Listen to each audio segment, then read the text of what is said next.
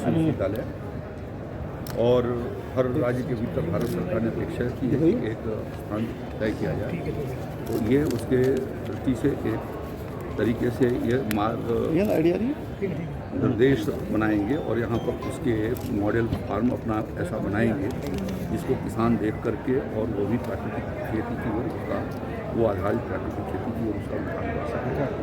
आज यहाँ पर हम लोगों ने लगभग 25 करोड़ रुपए से यहाँ पर प्राकृतिक खेती और उस उत्पादों की जांच की दृष्टि से हमने 2 लैब उनको दिए हैं जो जिस पर काम शुरू किया जा रहा है और जल्दी ही 2-2.5 महीने के भीतर वो पूरा हो जाएगा, जिससे कि जो खेती यहाँ पर हो रही है वो प्राकृतिक खेती, गोबर आधारित प्राकृतिक खेती या जो जैविक खेती हो रही है तो उनकी टेस्टिंग यहाँ पर हो सकेगी कि उसके भीतर क्रॉप रेजिड्यू का कितना मटेरियल वो है, जिससे कि उसको नियंत्रित किया जा सके और एक्सपोर्ट क्वालिटी के रूप में तैयार हो, यह जरूरी है। मोदी जी की सरकार ने यहाँ पर बीडा के रूप में एक औद्योगिक स्थान भी राज्य का सबसे बड़ा औद्योगिक स्थान बनाने का फैसला झांसी के भीतर किया।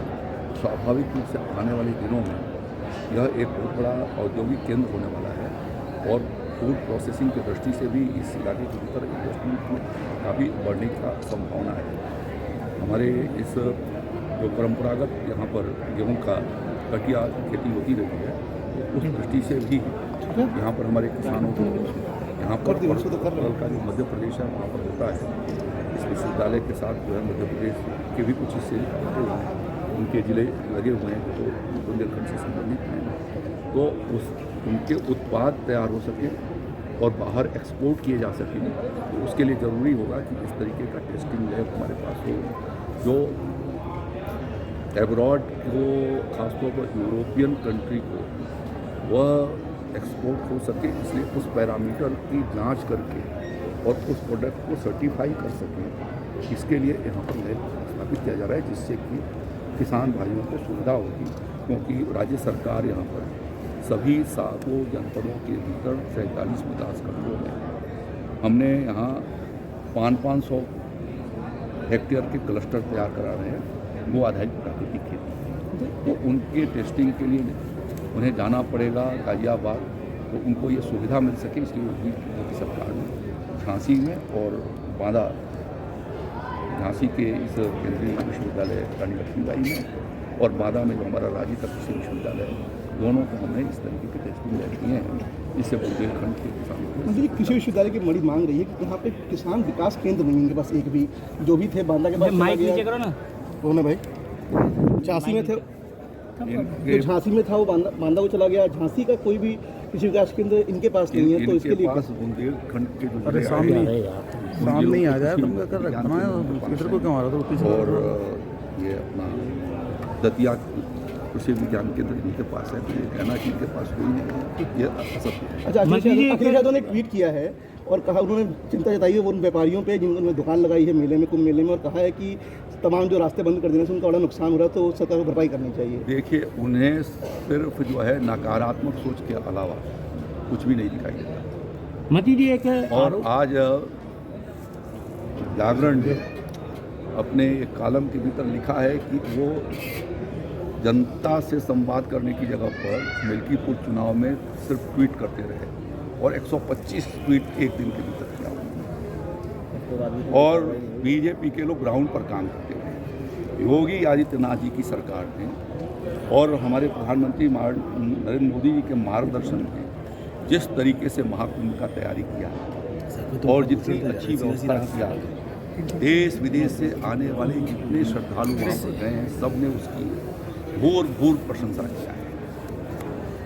हादसा होना एक दुर्भाग्यपूर्ण घटना हो गई है, उसकी न्यायिक जांच हो रही है। नहीं, उनका कहना है कि जिन 2 रास्ते बंद व्यापारियों का नुकसान हुआ है, ये गलत वो कह रहे हैं इस बात।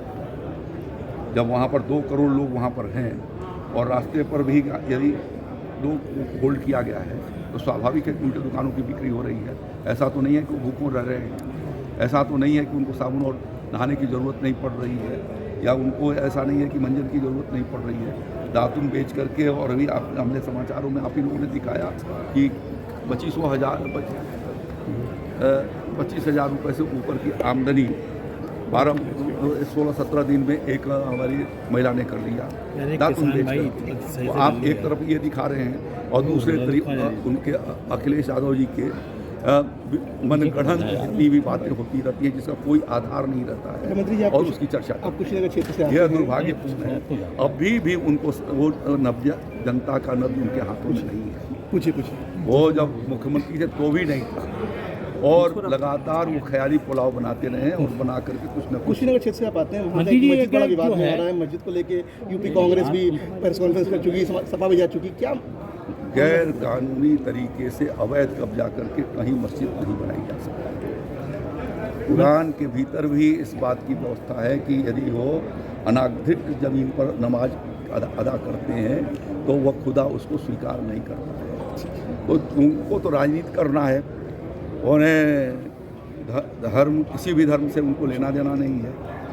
उन्हें किसी तरह वोट बैंक की उनको सिर्फ राजनीति करना है तो सिर्फ उनको वोट बैंक की राजनीति। मंत्री जी, विश्वविद्यालय पर अनियमितताएं और भर्ती में घोटाले का आरोप लग रहा है, एक शिकायत भी पहुंची है, उस पर आपका क्या कहना है? मेरे पास ऐसी कोई शिकायतें नहीं हैं और जहां शिकायतें होंगी जो इस विश्वविद्यालय को संचालन हमारी भारत सरकार करती है और कोई होगी तो वो जांच कराएंगे। Thank you. ठीक।